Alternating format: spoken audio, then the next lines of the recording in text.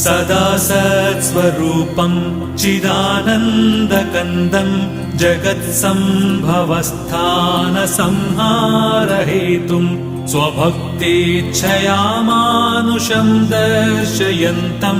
नमामीश्वरं सद्गुरुं साईनाथं नमामीश्वरं सद्गुरुं साईनाथं भवद्वान्तविध्वंसमार्ताण्डमीड्यं मनोवागतीतं